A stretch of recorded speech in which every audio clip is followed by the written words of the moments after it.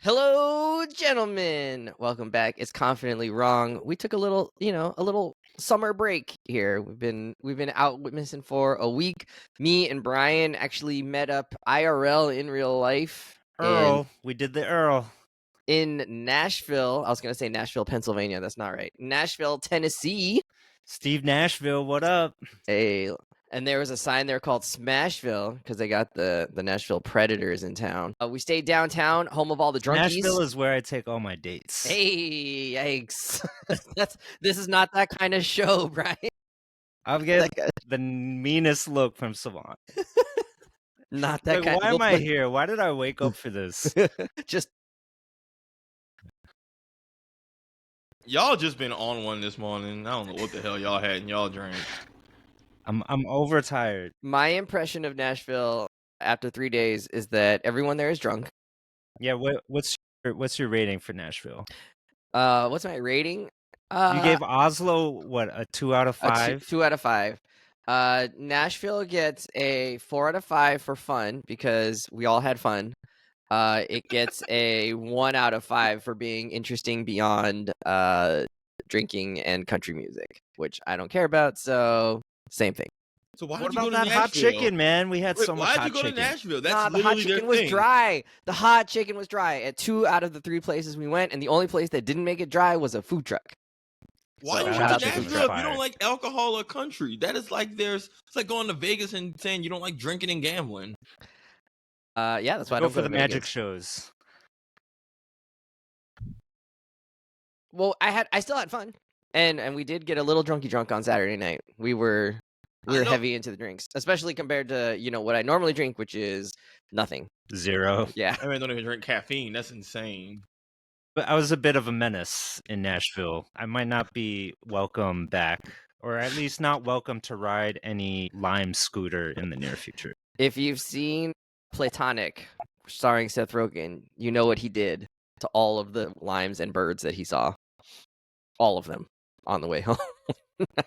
All right, let's get into it. Sav, did you do anything fun last weekend on your week? When we didn't record last weekend? I did. Yeah, Farmers market trips, hanging out with Farmers market, Tony's. chilling, reading my books, enjoying the vestiges of summer. Nice. Just been going to like good word. my book clubs had some meetings that's been fun. Book clubs? Ooh, book clubs. Plural? Clubs?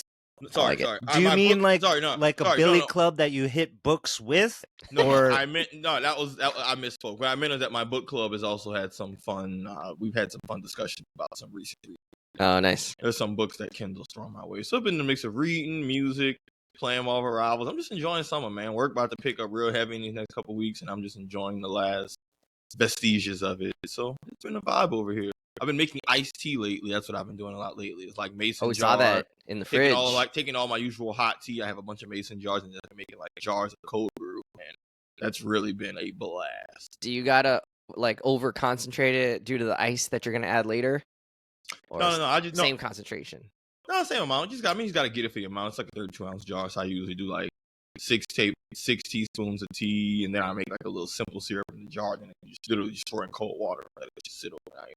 Are you using your special teas, like I know you got jars of different tea leaves of all varieties. Is that what you're using for this cold brew? All my loose tea. I'm just putting it in like loose tea bags, and I'm just cold brewing it instead of hot brewing. Just because it's hot, so like iced tea is way more appealing. So I've been having a blast because a bunch of these flavors, when you ice them, they're delicious. And frankly, if you make a good cold brew, the flavor's way stronger. It's more refreshing. Still keep that caffeine kick. What flavor is the best cold? I have this Brazilian guava that I finished the jar of that ice. That was amazing. And then there's another one I have that's this vanilla chaga, like a little, like the chaga is like the mushroom tea. It's like a vanilla chaga tea, vanilla chai chaga, and I iced that.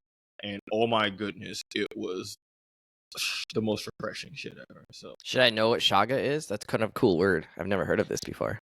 Yeah, so, you just gotta taste it, Wes. You gotta taste the chaga. You can't be told what it is. You just have to experience it. I said what it's it like was. the Matrix. I think I said it was a tea. Oh, it's a mushroom. Yes, context clues. I understood that. It's a tea. No, sorry. I also said mushroom. It's not testosterone. So it's a type of mushroom. Chaga is a type of mushroom, and that's what's used. It's like the base of tea. Really Interesting. good. I don't even think I knew you could use a mushroom as like a base for a tea. I Oh, thought yeah, you you had can to use use like some kind of leaf or something. And then what type of I'm not on the tea hallucinations game. do you have after consuming shaga? Oh, is it like I have that? I have the hallucination of being a well-adjusted person, and then we'll see how long it lasts. Oh, That's some powerful shit right Make it there. so I make I it. gotta get on that. Anyways, it's been nice and chill and quiet in my part. But the main thing really has been watching a lot of movies. Like, the one for today, Fantastic Four. That shit was so hard. There's a great YouTube video of an orchestral performance of some of the score. Really? With composer Michael Giacchino, Boy, it was in also your bag. director of Werewolf by Night. You guys should watch it. It's good. He's a conductor and he's a director. That's pretty cool. Put it in chat. Those are people we call creatives. All right, let's get into it. We are a couple weeks late, but we just wanted people to have time to see it. And obviously, me and Brian were out of town, so we're going to talk about Fantastic Four First Steps today. And I think it's going to be an entire hour-long episode just dedicated to this one Marvel movie. All right, let's start it off. Now you locked us in. What were big picture, 10,000-foot view, whatever? What other jargon can I use from the business world? Your big picture, Your high level, high level, your mile high view. Yeah. What are some of those impressions that you got from the movie? It could involve also maybe your expectations for it. I would say I walked away feeling pretty good about it. It was nice that it was kind of a standalone. You didn't have to do a lot of homework to know what was going on, and for characters that have been introduced in other movies, but I didn't remember them because it's been a while, and also didn't have any, fond experiences with the previous Fantastic Four movies. So I'm not really familiar with them other than their power set. I came away feeling pretty good about it. Brian, what was your impressions of the movie? I was fantastically charmed by this movie. Okay, charmed, I'm sure. Really walked out like feeling like, oh man, I love that family. Like I am into this, and I think a big part of it, aside from just the characters and this Galactus plot, had a lot to do with the commitment to this retro futuristic, these alternate Earth environment that they really, really committed hard to. It just made everything in the movie feel so much more magical than other parts of the MCU, right? Who are, in Earth 616, we know what that's like. It's dirty. But Earth, what is this? Earth 838? 828. Or 828, yeah, which I think is actually Jack Kirby's birthday. Yeah, it's 828, not 38, because that doesn't make sense. That's the reference there, and just the commitment to the bit, right? Like all of the art design and production design that went into building this alternate New York, where it's there are rocket ships and robots and flying cars, but it's 1950s New York City, like just beautiful, And can I pet Herbie? I want to pet Herbie. He's a chef too. Superman had Crypto. I'll take Kirby though. I'll take Kirby. Herbie. Yeah. Crypto was a menace. Herbie cooks spaghetti. Obedience. He needs some obedience training. Sav, what was your 10,000-foot view? Yeah, it was always a case of like, especially just from comics, games, just what I knew about them growing up, right? They always had a really cool power set, but they just, in my opinion, always felt underutilized. There was never a premier Fantastic Four game. They appeared in other games, but they weren't the star of the show. They had a cartoon back in the 90s. It was right? Like, it was the 90s ones that was just action figure, cash grab, low budget shows, all that. You finally get the live action movies. They weren't good. We've on the record talked about how those 2000s Fox movies were bad. One with just the writing, but also their awful portrayal of Invisible Woman and Jessica Alba, all that. Like, and then the ones afterwards are so awful that even me, who will consume all kinds of superhero movie stuff, said, "I'm good on that. I don't even need to indulge in this. Like, there's nothing to be gained." So, frankly, the Fantastic Four, I've always had a very low. So they made a black Human Torch, and you were like, "I'm not watching it. It's not good enough." You hate Michael B. Jordan, right? Wow. Yes, yes. This is my mask off moment. Known documented racism. They whitewashed Johnny Storm with the black guy. Yes, will not do this. Really, I'm mad that they human washed Johnny Storm. He used to be an android. God damn it. Where's Jim Hammond? No, but I've always had a very low opinion of the team.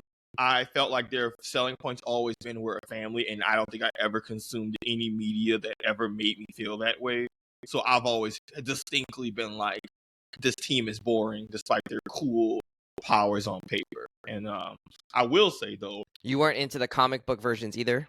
nah, like Okay. I had a lot of like even in like stories they appear like there were cool comic stories with them, but you know what? My opinion of them in the comics was always that my favorite versions of them is when they're doing stuff not as a team.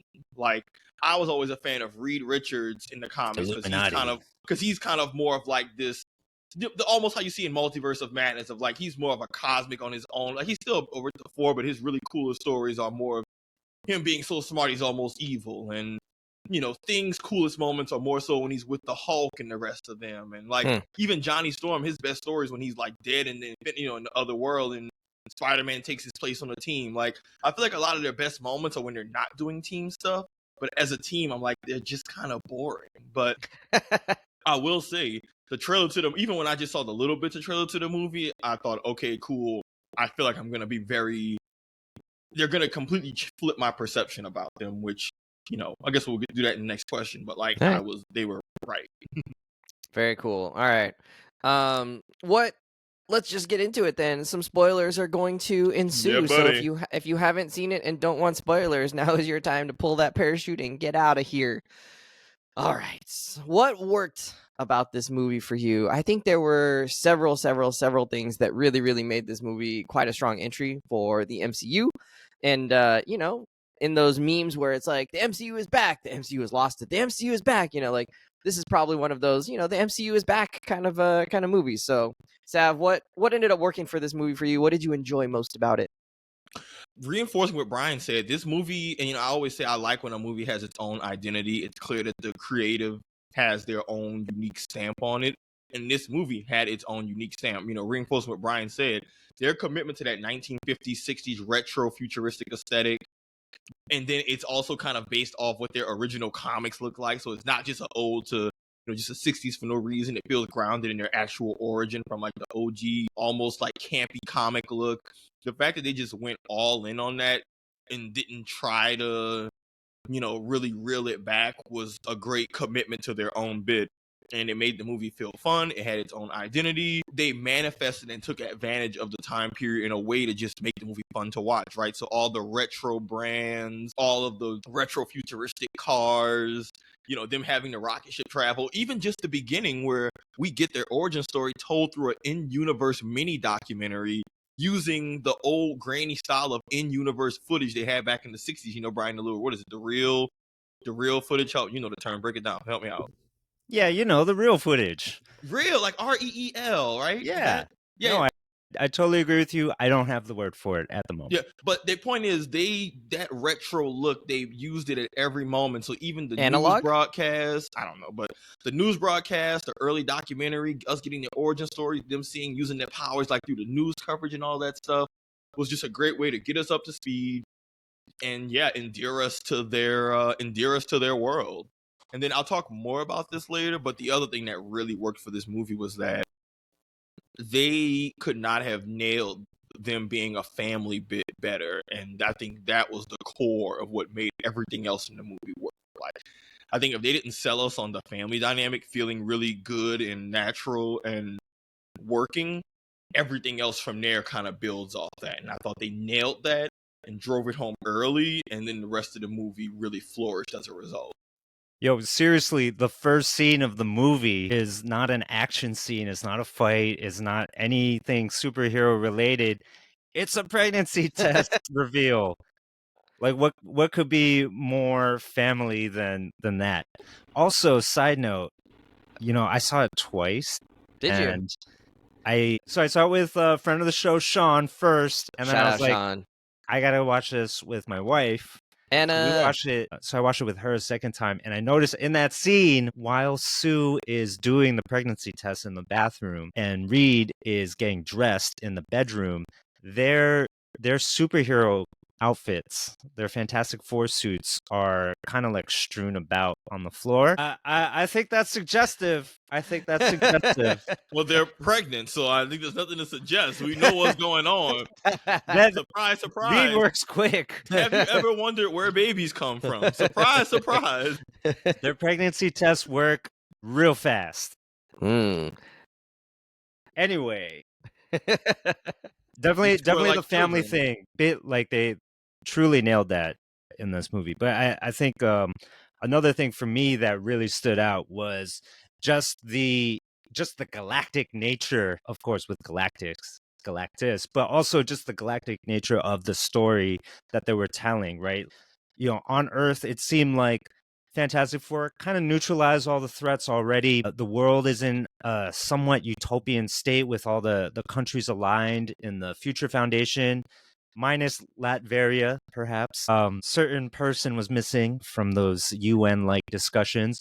But, you know, for the most part, right, they're presenting retro-futuristic world as utopian as, you know, as it might be, right, in that kind of imagining. And so they're able to pursue this other type of storyline into space, right? And so a lot of this movie felt like, to me, like Star Trek rather than anything in the MCU, right? And Star Trek, right, it's, you know, like the Enterprise is on space exploration missions, and that's how they fall into, you know, these plots where, you know, they get entangled into, you know, different things with the Borg and other alien species, and we have to navigate these things that are new because we just discovered them. And that kind of is what it felt like with the Fantastic Four. They're going off into space to go see what this planetary threat is all about, that they, you know, that they need to investigate and find ways to handle it that go beyond punching a bad guy in the face, right?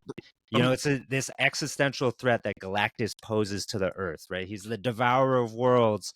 What are you supposed to do with that? And so the team, Reed in particular, goes into high gear into finding solutions that could work.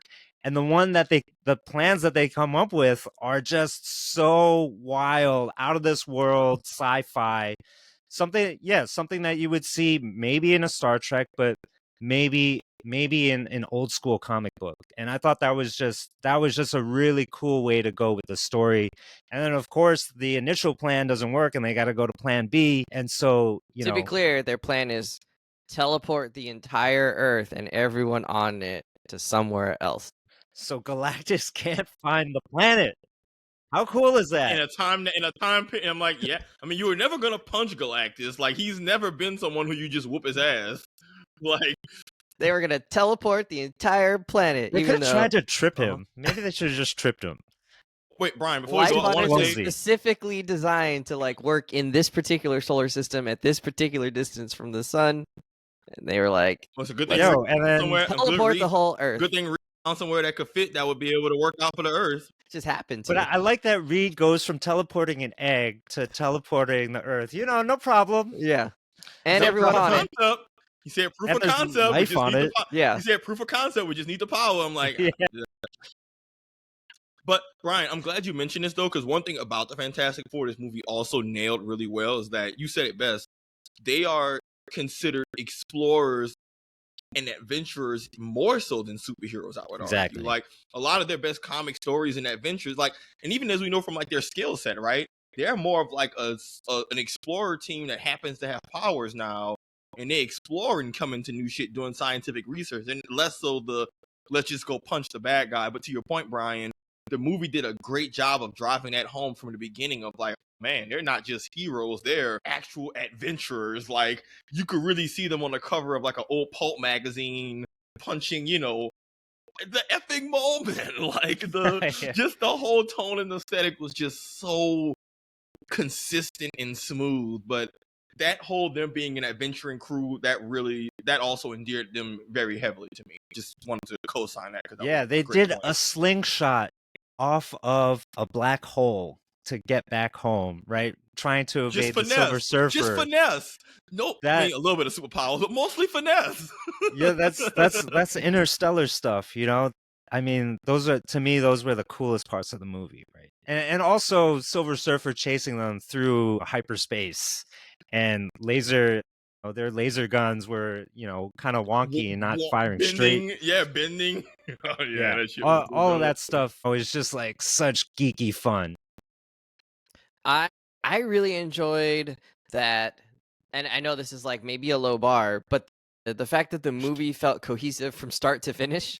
It was like this thing makes sense, and this thing makes sense, and this thing makes sense, and like they all work together, and like you lay the groundwork for something that happens later on, right? Like all of this stuff was happening in conjunction. The fact that Johnny Storm was like obsessed a little bit with Silver Surfer, but like that led to him really wanting to solve the mystery of who she was and where she came from and maybe how to deal with her. And that kind of pays off a little bit, right? And you see like Galactus doing certain things in the beginning. You see them like trying to negotiate in the beginning, and then the baby itself is like a setup for the negotiation with Galactus, and then the baby also is maybe misguidedly used as bait right at the end. Like all of these things sort of fit together, and the movie makes sense as a whole. So I don't know if we give them extra kudos for making a movie that makes sense, but these days, yeah, I know. Given Captain America: Brave New World, it was a welcome sight to have a movie that made sense, and it was short. It was an hour and 40 minutes, I think, something like that of runtime. That's under 2 hours. My theater gave us 35 minutes of previews, though, so downward thumbs for that for AMC for doing that to us. I know some people like the trailers, but 35 minutes. They wanted to show you the new Avatar. 35 minutes is way too long. I know, Brian, it looks like you're going to talk about this later, but I loved Silver Surfer in that we got a lot of cool backstory for her in just a short amount of time. We learned that she's a mom herself, that she kind of offered herself up as sacrifice in some way to take on this role as a Silver Surfer, and so it gave us a little bit of roundedness, three-dimensionality to her that we didn't necessarily have to have, right? It could have just been a mystery Silver Surfer with cool powers, and like that's it, and maybe we explore that later. But in this movie, they did give us a little bit about how she came to be Galactus's herald, and give her a sense of humanness, right? I, for lack of a better word, she's not necessarily human, but give her a sense of that humanity, and explain her actions in the finale. So I really, really appreciated that and enjoyed learning about her a little bit, because I don't know anything about this version of Silver Surfer. And then the last thing, the family interactions between them, I think just, I don't want to, what do we call it? Like echo in the business world. They say, I want to echo the statements of you guys earlier. Oh, I thought you were talking about Echo from the TV series. No, just echoing you guys. The family interactions and dynamics were really cool. I think the one that stands out to me is just the fact that like Reed struggles a little bit with like how to interact with both Sue and the baby, and Johnny Storm makes fun of him for it. And relatable, Wes? Was it relatable? All of that makes them feel real. I love the joke where he was kind of hanging out with the baby and he's trying to solve the problem, and he's like, "Wait, are you a cosmic god hero? Or a baby cosmic god? Because that would be really helpful to know if you told me that like sooner rather than later." So those just like funny moments between Pedro Pascal and the rest of the cast I really enjoyed. And then I thought Johnny Storm was actually really cool and not annoying at all. I think his character can be kind of annoying if you write him a certain way. So when you have a character named Johnny, they're bound to be obnoxious. Yeah, he's got a movie star name already, so that was good. And then we haven't mentioned the visuals yet. They were so good that they stopped existing. And I feel like that's like the highest compliment you can pay to any like visuals of visual effects. The Thing was just a real character in the middle of the movie. It didn't feel like CG. It just felt like he really existed. I know some people who felt the exact. I talked to several people who were not a fan of the Thing's look, who said the exact opposite of like they thought it was bad. It was clearly CGI, and they didn't like it and thought it looked bad. I'm not saying that was the case, but I heard that from like enough people to be like, "Hey, I don't know if maybe." I wonder. I don't know if it was as good. Did we see a different movie? Like I think it was clearly CG, but I thought he was designed really well. Like I thought it looked cool. Yeah, he looked cool. He interacted with the world really well. The lighting seemed perfect. Like I wouldn't. It's not that you couldn't that you didn't think like, oh, it's not CG. It's just like it stopped mattering, right? I wasn't looking at She-Hulk where it was like the shading was kind of weird on them, or like they moved weird. All the movements felt precise and weighted correctly. So I don't know. I mean, I guess I just disagree. It's fine if people have different opinions on that. I thought it was fantastic. I'm gonna be honest. I think Thing was pretty clearly the worst CGI part of the movie. To be Really? honest with you. I thought the baby was. The baby was bad. I thought the baby was mostly real. I don't really care about the baby. Thing is a character who gotta be on the screen. I'm saying the baby Thing kind gotta of be warped on the. at the end. He kind of like moved a little funky. I don't care about that because the There's some baby weird not talking face and baby not talking and doing shit. But the Thing, to me, there was never a point where the Thing looked real to me. Like every moment, I was like, "Oh, this is clearly CGI." And sometimes you know it's CGI, but it looks good enough where you don't care. I couldn't turn off the don't care to me. I mean, I guess I just gotta say, I think the Michael Chiklis practical suit from the old movie is just a better look, and it looks more I was grounded gonna say and real. compared to that, it looked more grounded and real, and I think this one just looked. The sound design on Thing was good in terms of like how he did things with his like stubby fingers and the rock sound effect. I thought all of that was great, but I think just looking at it and when he interacted with stuff, there was again me. I've been on the record about CGI of like it's not the end of the world. I'm not gonna just like throw out the whole movie for it. But that was You're consistent on that. That was a very clear like this to me is pretty clearly the weakest visual part of the movie. It doesn't take away from it in any meaningful way because I don't really give a damn. But like I couldn't in good conscience say, oh, I thought Thing in that movie looked good. But again, wow, I can't believe you prefer the other Thing from those awful Jessica Alba movies. He looked rubbery that in those guy old looked movies. Ridiculous. I think that version of Thing is probably my favorite on screen, and it was the voice too. Like I think I'm used to Thing having the gravelly voice, and then they kept the actor's original voice. I didn't have an issue with it, but if I had to like nitpick and say what did you not like, I can pretty cleanly say interesting. This I is love what it was. actually that it was the guy from The Bear.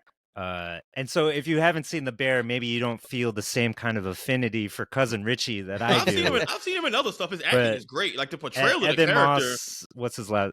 Evan Moss, right? Yeah. Bachrock or whatever. Something like that. Yeah. Like, man, like the humanity that he brings to the character. Agreed. Just, like pulled me in, you know. Like, fully agree. Oh, I felt for Thing when he's like looking at his own reflection at the TV in the window. Yeah. You know, and imagining what he used to be like. That was perfect. I fully agree. I just didn't think that the Thing itself, look at its whole, was the best of CGI. But in terms of the portrayal of the character, the acting, top tier. I have like no notes. I wholly agree. But sorry, Wes, I cut you off. Continue with your. No, I mean it's fine. It sounds like you're wrong because you got outvoted 2-1 here for the first time in history. I got Brian. I got someone on my side here. Brian, I say this with all due respect. Wes, I'm just saying. I got someone on my side. My opinions are better than y'all's, and I say that with all due respect to Brian, and somewhat to Wes. And not just the Thing. The car felt real, even though I love that car. That whip was so sick. The fantastic car was so hard. It was when real. The doors opened up, I was it took damage. Yeah, it was cool. So I don't know. I really thought they did a great job with the visuals. It was clear that they took time. I thought they took time to do it, except maybe the baby felt a little rushed. It was no Quantumania. Let's just say that. It was miles and miles and miles and miles better than anything that we saw in Ant-Man Quantumania. Let's keep going. What is something that maybe didn't quite hit the mark for you, Brian? So we were talking about Silver Surfer, and I really enjoyed this depiction of Silver Surfer, but I felt like there were a number of things in this movie because it was, is packed with a lot of things, right? They have to do, a debrief or a retread of the origin story real quick. They gotta introduce this baby. They gotta introduce Galactus.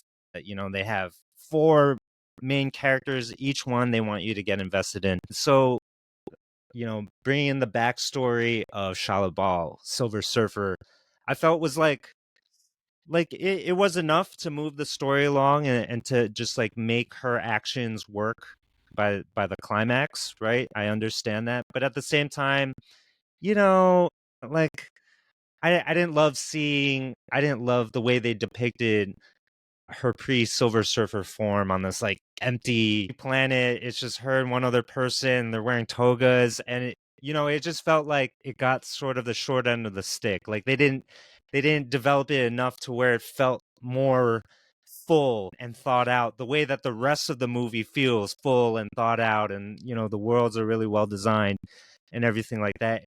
Like some of that felt a little weird, and of course the things like romance, there's like these few short scenes with poker face lady, Russian doll lady, I forget her name, and so some of that, they're just like hinting at things, but you could tell that they probably filmed more of these stories, and all of that just got cut, right? And then on top of that, you like just like this little hole, right, with Johnny being the person that unlocks Shalabal's language. Like what? Like Johnny, you're just gonna listen to these gold records and suddenly you got it? Like That broke your that suspension of disbelief. That was that that was a little too much for you. it went a little too far. It went a little too far, but I was like, okay. But the thing with this movie is though that like even though I have like some of these nitpicks, right? I think the movie works so well as a whole that I was able to forgive so much. Whereas in other movies where, the plot is not so tightly intertwined and I'm not as invested in the characters, that, suddenly, these little minor things become major things because they, everything starts to stand out when the whole thing is frayed, right? But in this, these are totally minor. So I still really loved everything that was happening. But, in some ways, I'm like the rest of the internet. I kind of want to see a longer version of Fantastic Four. Mm-hmm. Like, I honestly think they did such a great job that it deserves that. What else do they have of Shalabal, right? Like, how else can that be more full? And also, at some point, Johnny had to ask her, right? Like, why did you pick Earth? Like, what the F, man? Like, why are you picking on us? Like, where's that scene? Luck of the draw, baby. I just like straight up. Like, I guess that's true. I don't know how she picks the planets. There is no like again, depends on the writer, depends on how they portray the character, but you really shouldn't overthink the why. She really is just a forward scout. Like the why is less important because again, he's more of just a force of nature. So it's not like he has some type of deep system. He's just a hungry MF who eat planets. He just has a scout who makes the job a little easier. I think the why becomes like you really shouldn't give it too much thought beyond that. Once you start to think it too deeper, you're kind of missing the point of what's going on. I want to say, Brian, I did like that they made Galactus kind of like he's reluctant. He really wants to get out of this role, so it's not like in his nature that he wants to destroy planets and kill all these people. He's actually forced to by some kind of enchantment or something. He's a suffering devourer. Yeah, he smoked too much weed and he can't fill the hole in his belly. Yeah, they portray him. He's almost a force of nature, right? He's been around longer than most of than before this universe. Like he's a cosmic force who, to your point, you can't really. I mean, you can maybe the closest you can reason with is give him the magic baby, but even then, it's like, hey, that's a tough one. But Brian, quick thing I wanted to say about the length of the movie and agreeing it was a little too short. There was a lot of stuff they cut out. I know for certain. Like I know John Malkovich is supposed to have a he was supposed role to be in the there. movie, and it was just a timing thing. This is why we love to have the DVD release with deleted scenes or Disney Plus when you put it on streaming. Give us all the effing. I want it. Give me all the deleted scenes. But Brian, to your point, I think again this is more of just how we watch movies in general because ultimately it's fiction. This shit can't happen. You can always poke holes in this story if you're enough of a curmudgeon. Like all fantasy, you can poke holes and say this doesn't make sense. It really is just the core of the movie good enough to where you're gonna operate in good faith and not care about those things. Yeah, it's like the egg transportation thing. Like it works in this specific world. Yeah, because then you can say that for every fantasy, really any movie ever. Oh, this doesn't make sense. I'm like, well, it's fiction, bro. I don't know what to tell you. Can you? But is the movie as a whole good enough in the other ways that count to where you're not trying to poke holes in it and hate on, basically go into a bad faith interpretation. Oh, how do you do light speed? Oh, how's the energy work? Does it really have enough energy? Who the F knows? We just know it's a global energy crisis. They work together. If you're poking holes in that, then this probably isn't even the type of movie for you. But to your point, they are pretty consistent with their internal logic, and nothing feels like, I think the biggest thing, even the stuff that you might question the execution, like Johnny figuring out the language, nothing felt like an ass pull even when. And this movie felt like, they're like, if this is a sports movie, they're just throwing up. I know people had critiques about their final plan, but I'm like, look, man, they're throwing up half court desperation heaves. Like fourth quarter, they down. They just throwing shit at the wall to see what's stick at this point. Cut my man some slack. Like, we're gonna use our baby. They had so many fire plans that just went ass up, and it's like, oh, using the baby, that's a bad idea. I'm like, yeah, but my son, we spent the last 2 hours trying to figure this shit out, and it's not. It's like we almost had it, and they just the cock block. But also, the conversation to arrive at the plan to use the baby was, for me, probably the best moment of the movie. Peak where Reed is saying, like, I'm not saying that we should do it, but it has crossed my mind. It's ethical. It's reasonable. And everyone was like, whoop. But it's one of those, like, and Sue's livid, of course. She's livid, as she should be. But also understands it. But I love the way that portrayed the dynamic between them. It made them a true family, but it also really, to me, quintessentialized who Reed Richards is in this MCU version, right? He, even though he is the master genius, he feels like somebody who is also similar to Galactus, like suffering because of his genius. He has to think about the problems. He's got to imagine all the worst things, and it feels like he's got the weight of the world on his shoulders, and he's not always happy about it. Yeah, no. And I thought that was a great interpretation of his character. No, absolutely. Like, my favorite thing about Reed, one of the coolest things about Reed comic across the board is, like, and Brian, you might know this a little bit, Wes, is like, he's the smart guy amongst the smart characters. Even amongst the smart characters, he's your smart guy. Like Hank Pym, Tony Stark, Bruce Banner, they're all going to Reed Richards like, hey man, I'm stumped, big dog. I don't know what the hell to do. When all the big minds come together, he's the one who's leading the charge. And that, to your point, they sold him as like being so smart that like he's like one good idea away from being a villain. Like he's so like, and again, that happens in lots of comic portrayals. He's so smart. He's not like ha ha ha mu ha ha ha, kick a baby evil, kick a puppy evil, but like he's just so smart and dispassionate and cold and calculating to where he's smart to the point where he kind of forgets his own humanity. And I'm glad the movie, that was a really cool portrayal of how they did Reed. I do want to talk about one nitpick I had. It's just one. The only real nitpick I had, and this is the nitpick I had, I understand why it had to be this way. Reed Richards' powers of being stretchy in comics and video games, you can just go really ham with it. It's borderline body horror, right? Like he's stretching his ear into the other room to listen to shit.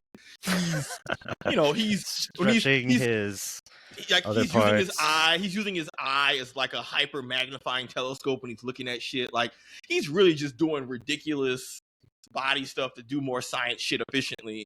And even if you see the old Fantastic Fours, right, Reed is holding together effing Ferris wheels. He's doing some real off-the-wall shit with his powers. And this movie really grounded his powers in a way that's like, I get why, because let's just be real, stretchy powers, live action on screen just never looks good. Looks ever. Ridiculous. It's literally, it's one of the reasons why the old Fantastic Four movies were so bad is because the stretchy just wasn't good. It's the reason they changed Ms. Marvel's entire power set in the show, because they're like, this stretchy shit just don't look good. So it's like on one hand, I'm disappointed because I would have loved for them to try to full send it, but also I recognize that like modern audiences are really, really nitpicky critics, and if there's even one frame of stretchy not looking good, they will meme that shit to oblivion, and that'll just be a lot of that. I feel like that'll distract from what is otherwise a great movie. So I get why they played it safe, but and I like that Reed's real power is his brain, not his stretchiness. Yeah, I think like that's why they did it. I think it was both. No, I think his brains being his biggest power, I think they did a great job of showing that from the bounce. Like, I don't think that was the hard part, but his powers also just let him do a lot of really fun visual stuff. And it's blatantly clear that they said, this not going to look good, so we're just going to play it safe. And I don't hold it against them, but it's one of those, maybe in another movie when they reappear, maybe there can be some scenes where he's more in the background and there's more crazy shit happening, and maybe you can get away with him making from a distance it'll look cool. Yeah, like, like the same way characters got to be crazier in those like in-game fight scenes because it was so much shit happening that you could show them doing stuff that's harder when it's them as the main focus on camera. So maybe we'll get a big team battle where Reed makes his big rock'em sock'em robot fist and he slaps somebody from across the room, but that was like a missed opportunity that I understand why they did it, and it was clearly more of a strategic choice. But also in conversations I've had with friends, including Kendall, my friend Jacob, another friend of the show, they all were both like, people clearly have different opinions. Kendall doesn't like stretchy powers at all and straight up said, I'm glad that they kept it downplayed because I think that shit looked dumb on screen. And then I knew somebody else who said the opposite of like, they should have just went for it and made it look good. So audiences will always be torn. I get why they played it safe. But if I'm going to still point out a gripe, it's a small one in what was otherwise a movie of like any other real gripes. I'm just bad faith nitpicking. Like, I didn't have any real complaints. My biggest complaint is that I wish we had a longer movie, but like that's what deleted scenes and shit is for. I liked it. I like that. Give me the deleted scenes, and I'll be happy.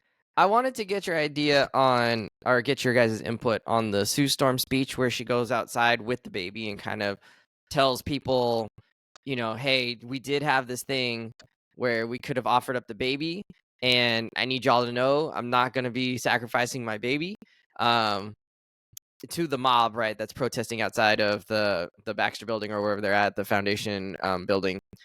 How did you receive that? I really vibed with it. I was like, it made sense given their sort of idealistic nature and their focus on humanity and seeing the good in humans and trying to work towards like a greater collective that they really seem to be focused on as a team, and it seemed part of their ethos that she would have faith, that she would use her motherly powers or her motherly instincts here to understand what the crowd needed. They needed someone to tell them this will be okay, that we're on the same side, that like you don't have to lower yourselves to your like baser instincts, I guess, sort of, and that it worked.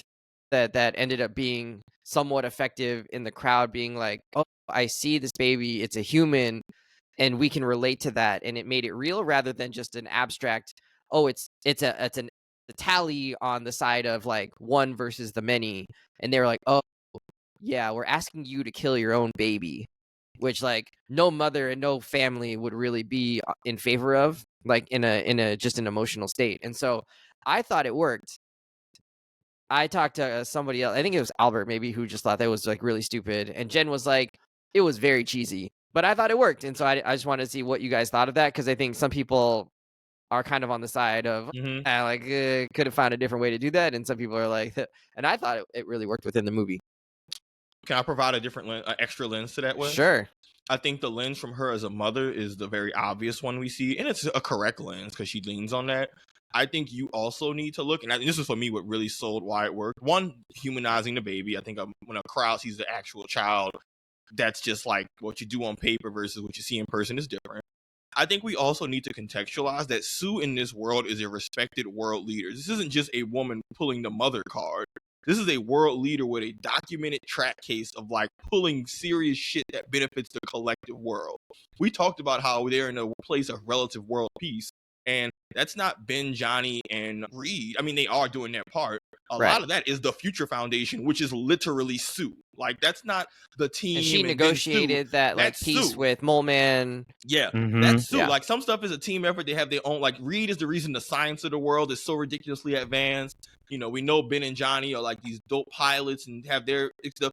Sue is the one who's actually doing the global shit and helping like make the world a peaceful place. I think didn't they mention like there's no Cold War in this timeline because her actions kind of help diffuse all that shit. Like, I think even talked about, right, the Russians used to be our enemies or something, and there's a whole bit about that. That's Sue. So we have to look at this. This isn't just Sue saying, oh, I'm a mom, respect my baby. It's hey, I'm a world leader. Y'all seen what I done did for y'all. I got a track record of having helped save the world, save shit, be a shaker, mover, and she's using her social capital here. And she has political capital, I guess. It's both. She's a leader. It's both. She's a leader. She is the real leader within the group. Reed might be the brains, but when it comes to how they interact with the larger world, that's Sue. And I think she put that on her back. we got lots of context in the movie to know why she'd be a respected leader. You just kind of got to look at Sue as not just a mother, but as like a respected world figure. And I think when you put it in that context, it does make sense that she's able to, because she even says, a lot of you know my story. So it's not like she got to empathize or endear herself to the crowd. People know that she went into space, got powers, came back, did a bunch of good for humanity, started the Future Foundation, did all this dope shit. Like, she got receipts. And I think that does validate her point of like, we're going to do our best for y'all to help and all that. But on that same note, I'm not sacrificing my damn baby, especially when you think about all that she's done and what she can do. And more so, she proves it right. She literally sacrifices her life to save the planet. Like, she died, point blank. That wasn't the CPR. She was dead. So, you know, it's kind of like she talked that shit. She had the context to back it up in terms of her track record. And then when push came to shove, she did back it up. So even retroactively, you can be like, yo, man, she wasn't full of it. But like, I was absolutely fine with that. I thought it was one of the best parts. You know, when she gave her line of, I'll not sacrifice my child for this world, but I'm not going to sacrifice this world for my child. I was in the Key movie line. Like, that's a Love bar. that. That's a bar. Yeah. That's Mic a bar. drop. She could have dropped the baby. Talk to your shit, Sue. Baby drop. No, but I don't know. I don't know why people was. I don't know. Why can't a speech work on a group of people? Like, why can't a speech placate a crowd? Like, why it gotta be? I don't know. I was cool with I that. get why people might have an issue with it. Have you seen Twitter? People can't change people's minds. Yeah, like, you know, people are really cynical these days, right? I wonder if they would say the same thing about Bill Pullman's speech in Independence Day. You know, this is our independence. Like, a speech that's a like, great damn speech. I'm like, y'all never been that hyped wasn't up by a against- speech ever. Like, y'all never had a speech. But that like, wasn't against enemies or people who were like actively antagonizing about aliens. her. But these people weren't like evil. They were scared for good reason. And she Yeah. made good points to placate their fear. And again, she leaned on the years of goodwill that she had built up to, like, you know, it's not like she had no social capital to begin with and was just trying to win them over with just vibes. Like, Yeah, I think they set it up to where she had. I think they set up for that speech to work. I think people that are bothered by that speech are probably bothered by most of the movie. I think what really struck me about Fantastic Four was that, kind of similar to Superman, it's a very sincere, hopeful movie, right? yeah. I think it's almost situated to be kind of in contrast or an antidote to the times that we live in, right? To 100%. provide hopefulness, to provide sincerity, to provide like this thing about humanity caring for each other. It's like the West Wing. And like, so a speech like that playing in our Earth 616, like, man, like, Yeah, no one's gonna pay attention to that. Ain't nobody buying any of that BS. But in 828 or 838, whatever it is, like, given everything that Savon said about the context of the world that they're living in, you know, I thought it was perfect. And, you know, it's one of those things where people in that moment, and also us as viewers, just want to know that we are all being cared for, and that was the point that Sue was making, that we are going to try our damn hardest. We're going to give everything we got to make sure that all of us get out of this ordeal together as a group, right? And they were only lost hope because Reed was the one who was, you know, he was too real. You know, he was his scientific mind. He was like, I don't have an answer for this. So like, it's so interesting, and I love the way that Sue is used in this movie, you know, especially compared to previous Fantastic Four movies where they were just trying to get Jessica Alba undressed. She's probably the best character. Sue is the best character. Yeah, for sure. She is the best character in this movie. You know, she's the one. She's the one that holds it all together. And she gets to clean up Reed's mess in this and push planetary togetherness forward and remind everybody what the Fantastic Four is about and what humanity should ultimately be about, which is not sacrificing anyone for anyone else, but rather, you know, standing in a united front. Yeah.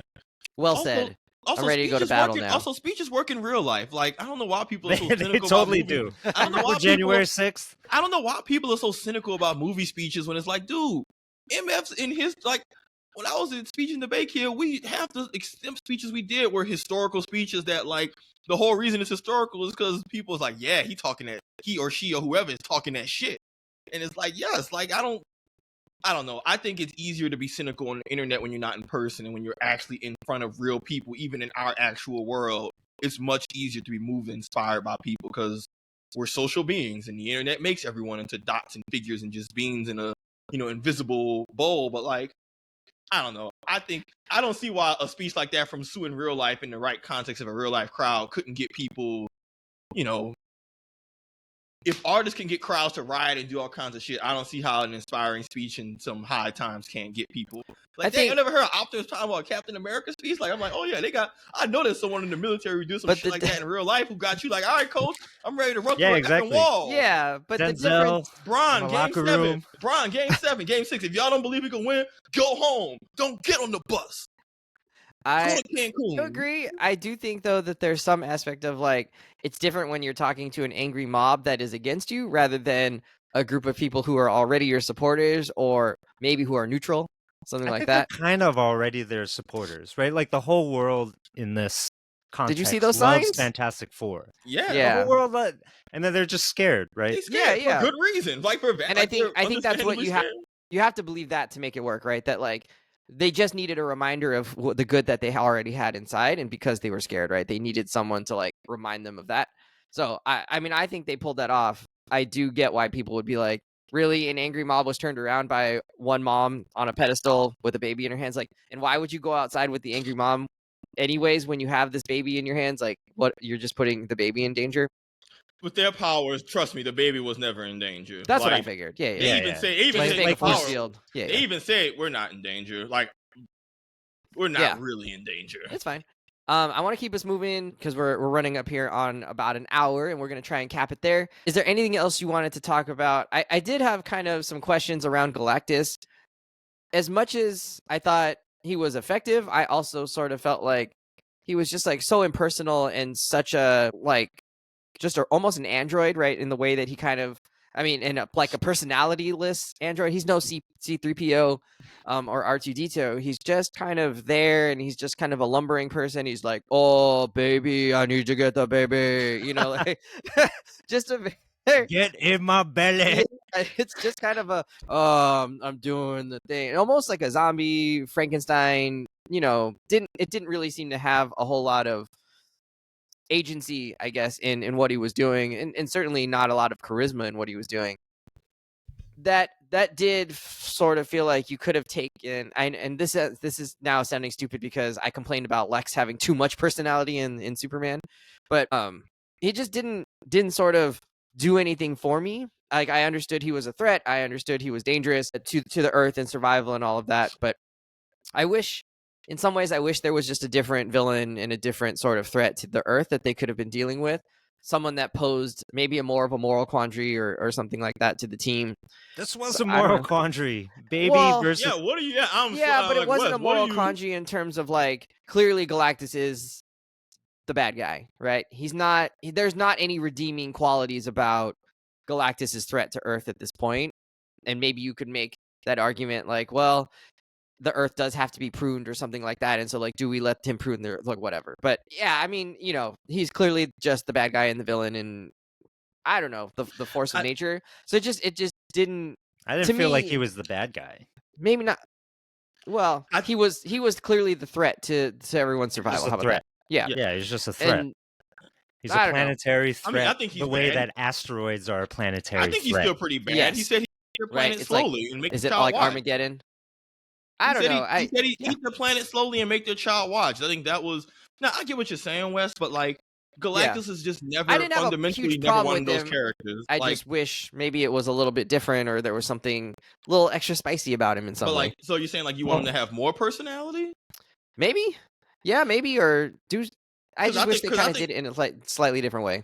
Because I think this is probably the best portrayal of Galactus we've gotten really across the board, because he's such a hard character to do, because him being just a giant planet man just looks goofy and it's hard to portray on screen. Yeah. The fact that they made it look visually good, the fact that they made the logistics of him eating a planet make sense, because people in the past have said, how does he eat a planet? It's like, oh, he's a giant who has all this ship and infrastructure. And it's like, oh, okay.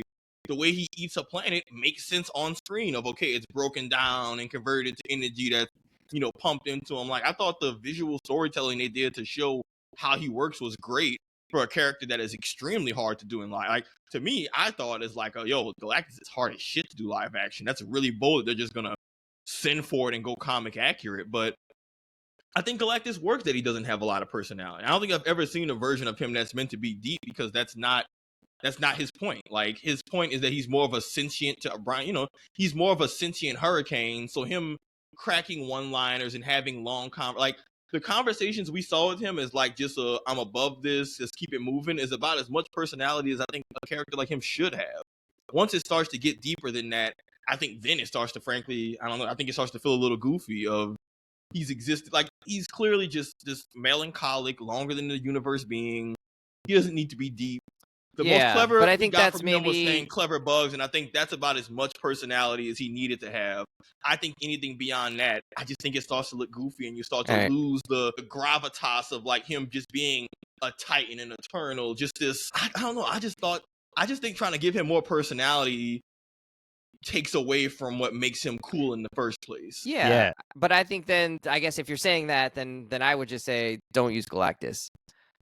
If I'm comparing, Galactus is awesome though. If Galactus I'm comparing Thanos you just on said screen, don't use Galactus in a Fantastic Four story? If I'm comparing Thanos' run in like Avengers Endgame to Galactus in this movie, I'd much rather watch Thanos. Like 10 times out of 10 times, That's I'm watching a very different Thanos. type of Do you know story. what I'm saying? Yeah, but those are different movies and doing that's different not even things. a Fantastic Four story. Like, this is very much an apples to Do you know what I'm oranges. saying Like, though? Like, yeah, no, I agree. But like, you could have These are found different type of a stories. villain. You could have given us the Mole Man movie. I don't know. There's different. I don't know. I just found Galactus not that interesting. And this goes back to my earlier point. This goes back to my earlier point of why I particularly like this movie more than a lot of other Marvel things, is because it's not about punching a bad guy. It's not a villain, really. It's like Star Trek. You're dealt with this intergalactic threat, this force, kind of and I brought this up earlier, it's like the Borg, right? It's just like this idea that resistance is futile. How do you respond to that? And so, like, a big part of the Fantastic Four responding is investigating the threat, is trying to understand it. And the fact that Galactus is something that we don't even understand, I think made it interesting, right? Trying to figure it out. He exists beyond anything that they know. They're not even entirely sure how do you talk to something like this, in terms that, make sense to that thing, right? Because it's so old and, its technology is beyond anything, right? And I think the entry point for us in the movie is really about that little tidbit that Galactus wants out, right? That he just wants a successor, and that successor has to have the power cosmic. And to me, that's the moral quandary of the whole movie, and ties back into the family themes of Fantastic Four themselves. And I think for me, that is way more interesting than just like some dastardly villain twirling his mustache at people and like, hog tying some damsel to some train tracks, right? Like, that's the solution is literally global teamwork. Like, the solution to beat Galactus is somehow getting the entire world to pull in one direction. And like, to Brian's point, like, those villains are always more interesting. Or because I still maintain that Galactus is the villain, but the solution to him is not fighting, it's collective global teamwork and outside the box problem solving, which other villains don't provide. And I don't know, I thought for a character who's fairly impersonal, they did give him some twinges of not humanity, but just to show that he's not just a nothing burger. And I don't know, I thought they gave him bits of personality perfectly, but still balanced it to where the real solution is teamwork. Like the best part of the movie, in my opinion, was when they have their plan. They've been doing the power stuff, reverting power, having the timely power outages, all that shit. Everything's about to work. And then Silver Surfer just comes and starts hating on everything. And you already know that we've established. I was like, oh, and we've already established that they can't fight the Silver Surfer. So you already know, okay, cool, she's blowing all this crap up. They can't fight her. So your first thought as the viewer, at least for me, was, okay, they can't fight her. So like, what's plan B? We've already established we can't fight them straight up. So I mean, hell, half the movie, them just being the scouting report was really sick, right? Like, half the movie, they don't even know what they're truly up against. It's not until they went up against Galactus, did the whole chase, come back, then review the scans that they're like, fuck? Like, I'm like, damn, we halfway through the movie, and only then have they finally recognized the scale of which they're screwed. They go from, let's talk to the surfer. Okay, let's just scout out Galactus. So, they're playing, things just go more, they realize that they're more out of their depth every minute within the movie. And I don't know. I think that's good storytelling. Look, Wes, what you want from the Fantastic Four is what you're going to get when Doctor Doom is back in the picture. I think that's what you're asking for. But I've always found that, and I think the stories go well. And that's interesting because there's personal stakes, right? Reed and what's his name? Vincent Von Doom? Something like that. Victor Von Doom. They have some personal history, right? So they were like buddies in college, and a lot of times they like homies. That's like a cool aspect of like, yeah, I want to defeat you, but also I don't want to like kill you because like I see you, right? No, they hate each other. Reed wants to, Doctor Doom wants to kill Reed more than anything in like life. He hates him more than, like, it's like next level. He'll let the world die if it means Dr. Doom's just trying to be a nanny. Does Reed have that same animosity? He's chilling.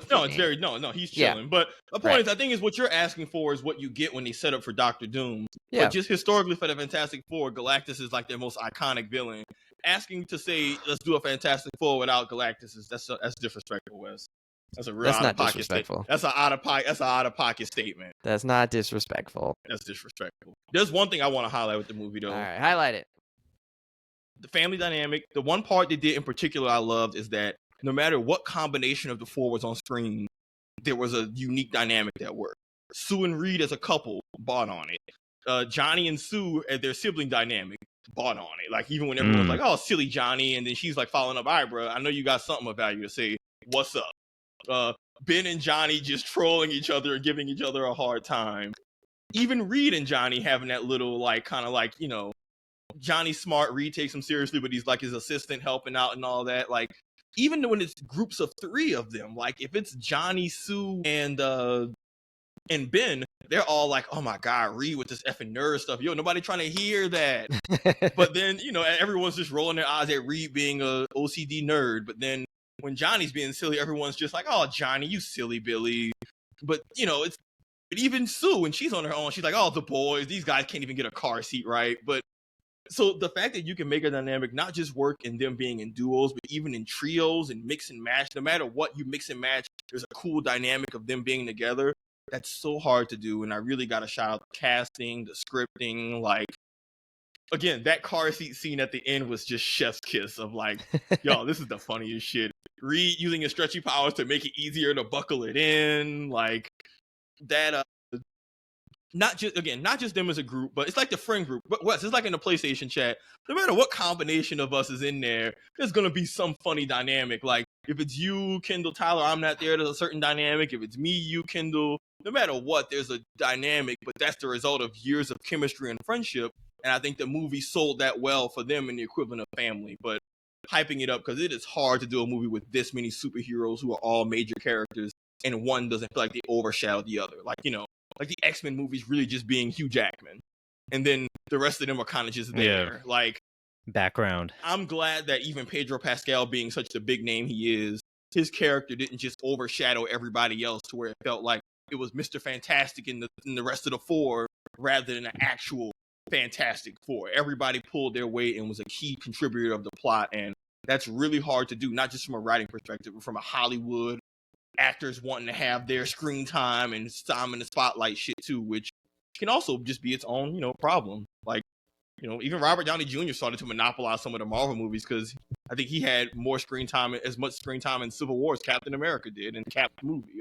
He's about to have that screen time again. Or even in the Spider-Man movies, like, hey man, this is just as much Iron Man movie. This is more of Spider-Man featuring Iron Man. It's like, hey man, the Hollywood politics does seep into these movies in a way that can hurt or help, and I'm glad that in this case it manifested in the way of like, hey, we got a very balanced movie that, again, it was better for it. Yeah, I really appreciate that the MCU is breaking from formula on this movie, right? Like there's no like one dude who's just like the shticky comic actor dominating the screen, right? And then the whole movie becomes kind of like a jokey, winky movie, right? With either Chris Pratt or Paul Rudd or Robert Downey Jr., right? It's not that kind of movie, right? It plays very earnest. They tone down all the quippiness, There's like no winking at the audience happening. That baby seat gag doesn't happen until the very end of the movie when the threat is already gone, and it's right? earned. It's earned. Yeah, it's totally earned. That's like your sigh of relief at the end of the movie, right? Like they get to have this funny moment, right? There are tiny jokes throughout the movie, but they don't overshadow what else is happening in the way that the rest of the MCU is just constantly doing gags throughout their movies. Like, just, you can think about Thunderbolts, them like trying to like climb up the silo, back to back to back or whatever, right? Like, that's just a gag. A pure comedic bit. Yeah, pure comedic bit, right? Like the Fantastic Four kind of almost had none of that. And was presenting just this like pure, straightforward comic book sci-fi adventure story, and that was the primary focus. And I think it made the movie so much more interesting for me than a lot of recent MCU product, which is trying to retread what Robert Downey Jr. did. For sure. All right, let's wrap it up there. I feel like there's a few more things we could talk about, but I think like that'll Dr. be Dr. Doom. Yeah, and the baby at the end. What's gonna happen there? I don't know. Quick speculation, Wes. Quick speculation. I think he does kidnap him, and I think that's why we see at the end of Thunderbolts the spaceship, the Fantastic Four spaceship, hurtling towards Earth 616, because maybe Doom took him there for some particular reason. I think that's where they're going. Sav, does that sound as good an answer as any, or you think that's completely off? Doom wasn't even around for Galactus. Yeah, I don't know. Honestly, I don't know, man. All my theories of the movie kind of threw out the window because I thought the movie would explain where that rocket came from, and I think they knew that we thought we wanted to go get an explanation, but us not getting it kind of threw all my stuff out the window. Okay. So my very pretty obvious theory is, like, we know Franklin is someone who can like cause incursions, form multiverses. Like, he's on some real like almost power of the Pen Rider level of just strength. So whatever happens in terms of them combining 616 and 828 and all that, Franklin, I think, in his absurd power is going to be a key part of that. The question is, how is Doom going to try and F people over to make this happen? And really, my big thing is more so just, what's this portrayal of Doom going to be like? Yeah. I'm very apprehensive about Robert Downey Jr. coming back. Me too. Doom. I don't even think it's necessarily of him being bad per se, but I just think he's too ingrained in our minds as something else. And even if he does well, sometimes audience expectations will never be able to separate from what you're actually getting. And sometimes you just need a fresh face to avoid that. But maybe Tony Stark on like, how they gonna play it? Is like, Dr. how they gonna Doom. play it? I don't know. Like, it's a question, how are they gonna play it? Is he just have his face? Like, are they gonna make him looking like him actually relevant? Is it just them using the actor to come back? Is he a Tony Stark Maybe he's variant? masked the entire time. Like, literally, definitely that's not gonna happen. But then, are they going with the whole, his face is disfigured, but not really, but he's so vain that a tiny scar makes him think he needs to wear? There's so many directions they can take it that, like, there's no right answer. I'm just, all right, man, let's just see if y'all can make this shit entertaining on screen. So yeah, I'm just kind of putting my theories on ice. We know Franklin is the key. I'm also skeptical. So I don't know, but right. I will say, for ratings, this movie, Wes, I really hate you right now because God. Why? You know what, audience? I gotta say this. I gotta eat crow on this. Savon. I gotta publicly eat crow on this. I always would give Wes shit for his 5, like, rating things out of 5, and then he just made some very valid points that have started to kind of sprout in my brain about the flaws of the 1 out of 10 system, and how even that 1 to 5 is a lot of dead space that makes it hard to actually. So you're gonna do it out of 100. So I'm gonna move to just a grading system, Wes. Like, just like letter ABCD. grading. Okay. Letter grading. Just I like do letter grading. That has clear associations and it's less. Like, but I gotta give you publicly. I've given you shit for years, literal years. You're right. You made a good point. There's confusion on the 10 scale. Yeah, it's not a good scale. It's not a good scale. Okay, I can admit it. God damn it. That being all right, but I like the ABCD scale. Or this ABCD. Movie gets a straight up A. It was fun. I have no real anything I look to complain about this movie is me just like being a hater. It's not in good faith. I was entertained. I'm glad I spent the money. I had fun top to bottom. When so many, I was so invested, and I was like, oh my God, I'm at the edge of my seat. Like, yo, what the F is gonna happen? Are they gonna win?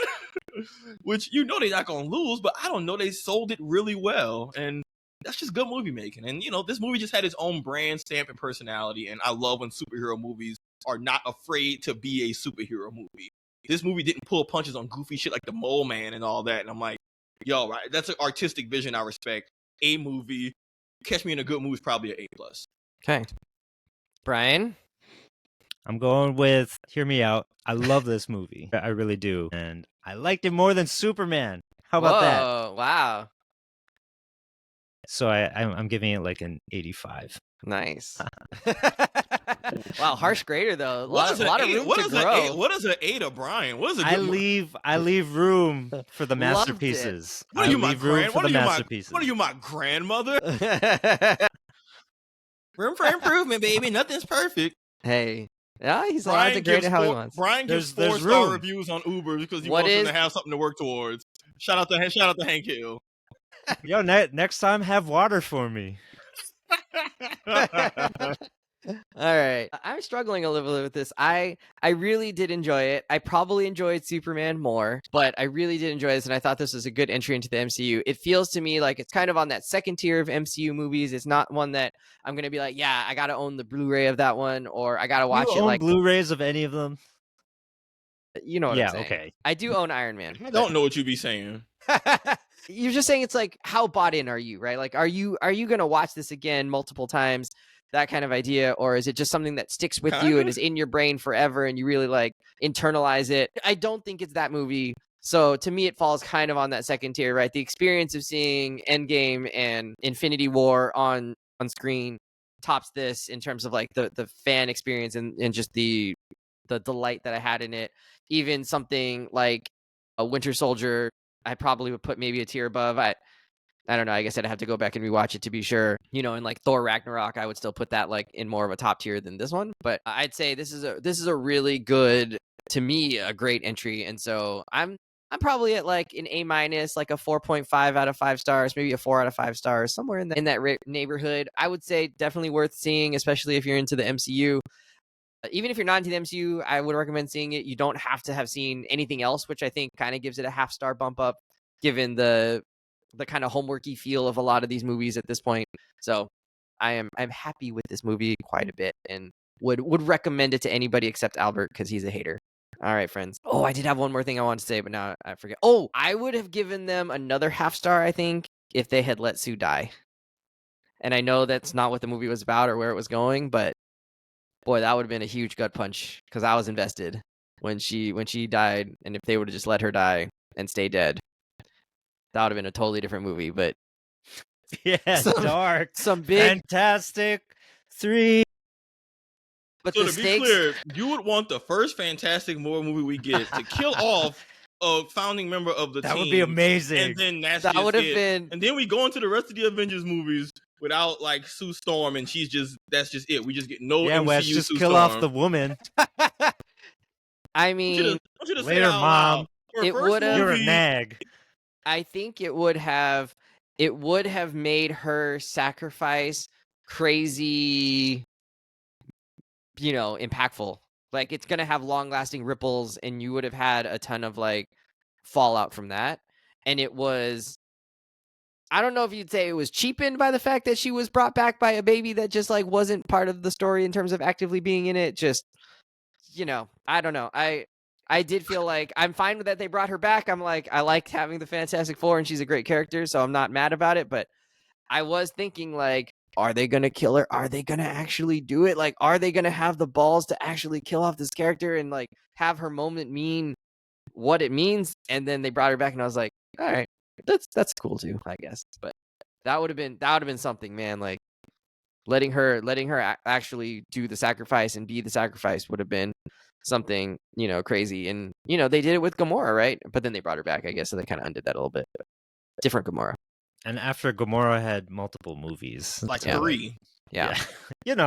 But you don't have to have someone had a lot of screen time. You don't have to have someone go through a lot of movies in order to have their sacrifice be something. So I mean, anyways, they're a key character, yeah. I don't know what these weird bombs you're dropping at the end of episodes. Don't take the. It's like, my bad, Brian. Don't take the rage bait. You wouldn't have a great one. You wouldn't want to have seen that like happen? I don't know. I would That would have. have undercut the whole movie for me. That No. would have. Let's see your sacrifice. Yeah, it was. I mean, it would have been a huge sacrifice, and it would have made what she said, stand up earlier, where she said, "I wouldn't sacrifice like my kid for this earth, but like she would sacrifice herself for her kid, and she would sacrifice herself for the earth." So like, that is part of the ethos that she set up in the movie. I don't know.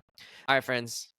It didn't have to happen, but it would have been a bold move. Wes's brain hurts, But they could have done thinking it. too hard. All right, friends, we're out here. See you later. Next week, we are going to talk about K-pop Demon Hunters. I don't know. I wanted to say the fantastic K-pop Demon Hunters, the extra-worldly. Everybody's been on this movie, very viral movie, and then we'll also be talking about Eyes of Wakanda, which is an animated series on Disney Plus. Do the homework. Watch both of those if you haven't seen them already. See you later. Bye.